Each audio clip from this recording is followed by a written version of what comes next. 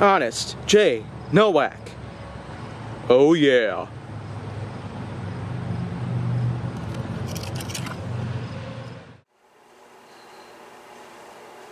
A pleasure to meet all at last, and welcome back to Honest J. Nowak.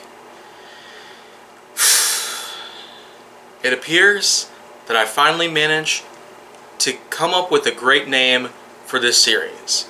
So for this episode and the other two that I had already talked about, they are going to be referred as Honest J. Nowak, Marque of the Line.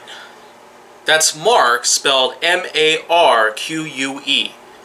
Simply because I am in fact talking about the history of different automobile marques, especially what made them so popular to begin with, what caused them to fail, and also what were some of the main things about them that distinguished them apart from others. So, Honest J. Nowak, Marque of the Line.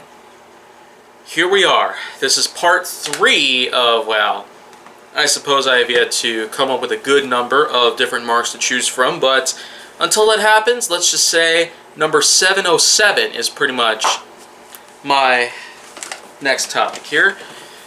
Desoto. Yeah, another rare model out there, but this was even rarer than that of Saab and Plymouth, because unlike those two, which of course were discontinued both within 20 years, this was something that had gone defunct way before then. More than 40 years before Plymouth. Desoto ran from 1928 to 1961 as yet another division of Chrysler Motors. Chrysler does have a lot of, well, divisions as a whole, and they've also become even bigger because they managed to buy a lot of other brands themselves. Pretty much, well, leaving others out there in the dust. But back to Desoto. Desoto itself is probably best known for such models out there, including the Diploma, the Adventurer, the Firefly, and several other unique models out there that probably were not as popular as maybe something like the Ford Mustang, which of course was not very popular back in the 50s as it wasn't even around then, but when it comes to the different models of Desoto, you can't really walk away without noticing that very complex sort of styling cue.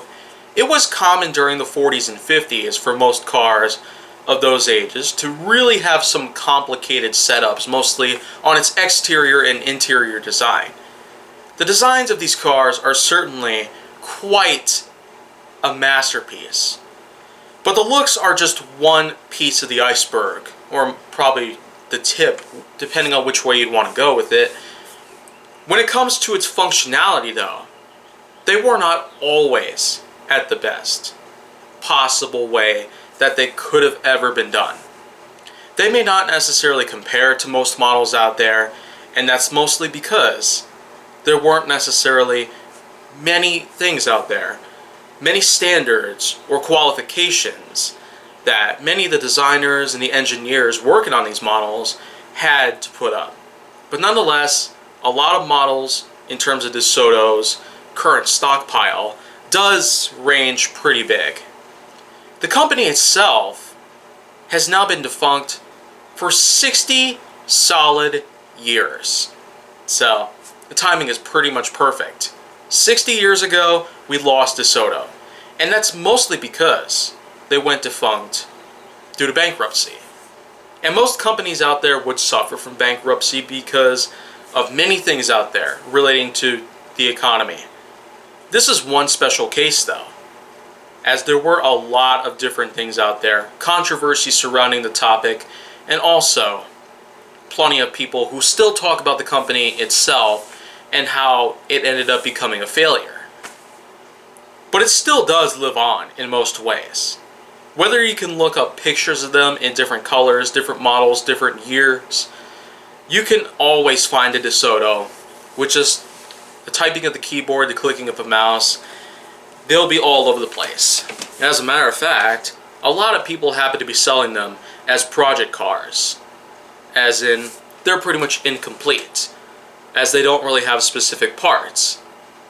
But whether you look at it from my own perspective or maybe something else, Desoto sure is one of those very rare, very unique types of automobile marques in the world.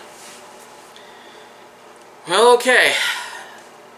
That's Desoto in a nutshell. There's not necessarily very much else to talk about because of a lot of other complications that have set in. Also, there's not very much evidence put into play. So, of course, the topic itself is not very fresh in some people's minds even, due to how long ago the company had become defunct. But nonetheless, I feel like we should get into some more familiar territory, starting with tomorrow's episode, which I'll go ahead and do right away. So if you want to see more go down on my channel, then make sure that you like, subscribe, comment, follow me on social media, and stay on the Hollywood side.